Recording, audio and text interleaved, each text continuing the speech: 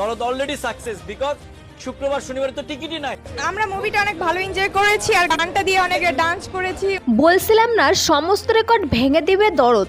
হল থেকে বের হয়ে বলবে সাকিব ভাইয়ের জীবনে সেরা সিনেমা এটি। হ্যাঁ, এভাবেই বলছিলেন দরদ সিনেমার পরিচালক অনন্য মামুন। আর সারা দেশে মুক্তি পেয়ে গেছে দরদ সিনেমা।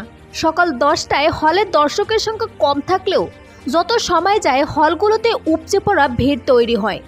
এর মধ্যে প্রত্যেকটি সিনেমা হল থেকে বের হয়ে দর্শকরা দিচ্ছে পজিটিভ রিভিউ।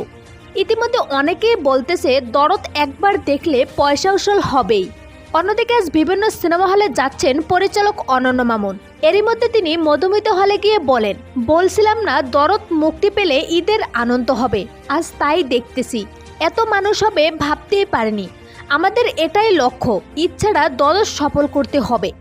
অন্যদিকে সিনেমা হল থেকে বের হয়ে একজন দর্শক বলেন, প্রথমে এতটা এক্সাইটেড ছিলাম না, কিন্তু যত গল্প এগোচ্ছে ততই আগ্রহ বাড়ছিল। সত্যি বলতে সিনেমার শেষ হওয়ার আগে বুঝতেই পারবেন না কি হতে চলছে সামনে।